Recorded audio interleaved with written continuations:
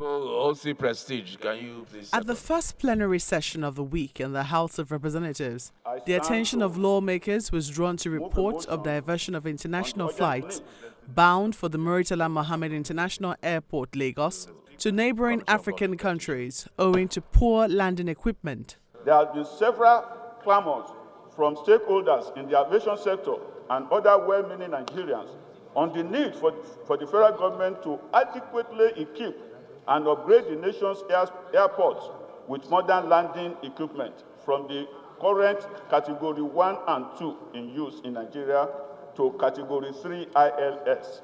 Last week, the Minister of Aviation assured Nigerians that authorities at the airport were in the process of replacing the old Category 2 instrument landing system with the newly procured Category 3 system that allows for the lowest visibility landing.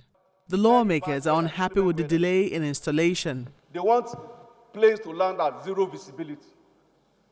Why don't they manage the ones that they have until the weather improves, maybe by March or April, before they bring the new one?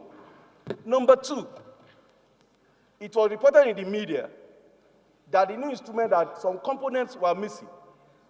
So it's very amazing that a new equipment, supposedly, they have some missing components. We need to investigate that. The passengers have a right. They also want compensation for the passengers who most times are forced to part with more money for accommodation and flights back to the original destination. Under competition law, the passengers have a right to seek a refund from the airline. So if we are really saying that the airline have gone wrong, that means we should direct such to the airline, not the agency.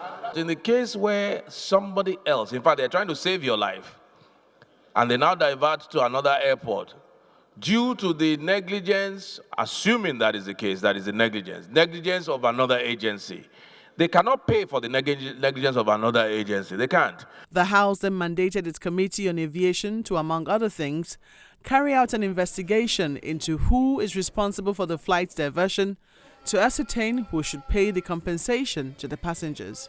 Southeast Law Students Association. Meanwhile, once again in the Green Chamber, members debated the National Identification Number as a motion of urgent public importance.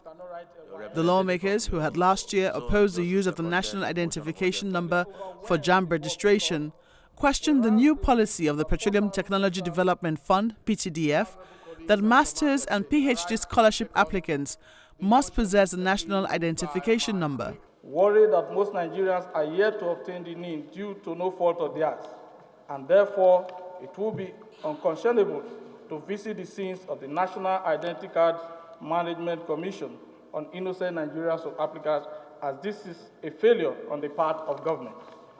Within the time, which is 2 weeks or less than 2 weeks, where they have recommended that our people must have NIM's number, that PTDF should, as a matter of urgency, suspend that provision.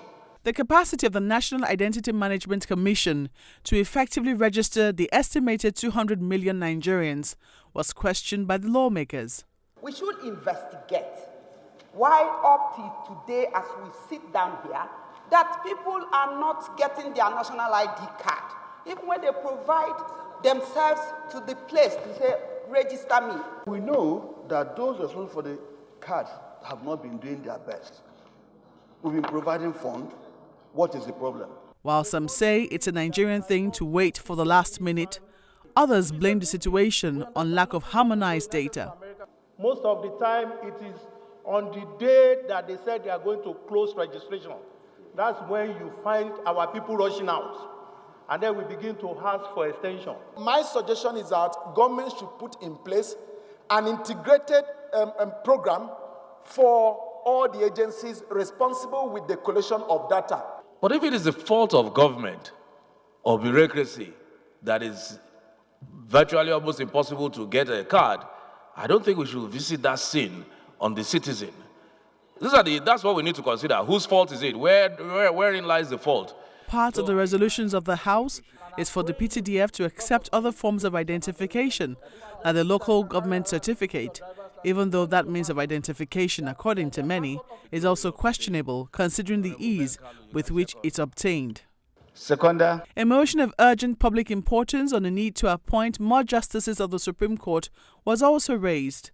The House notes that the Supreme Court of Nigeria is the apex and final court of the land, with original and appellate jurisdiction over the entire country to adjudicate on dispute and controversies arising from any subject matter. Also note that as a result of its original and appellate jurisdiction over the entire country, the Supreme Court is faced with the huge responsibility of handling volume of cases with minimal number of justices.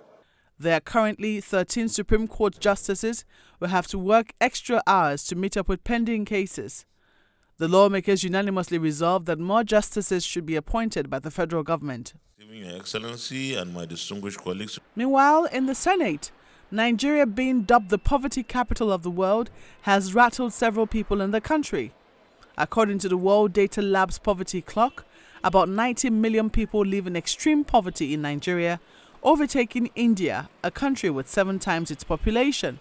One senator called for a review of the country's development plans, and this view was shared by some senators who argue that the failure of these development plans is the reason for poverty and insecurity in the country. We are convinced that there is an urgent need to identify and eliminate the obstacles that have posed a problem to successful conceptualization and implementation of previous national development plan in Nigeria ahead of the next generation of national plans. We are not tying our national plan to our budgets. If you recall very many years, I've stood up here to say that our budgeting here is an annual ritual.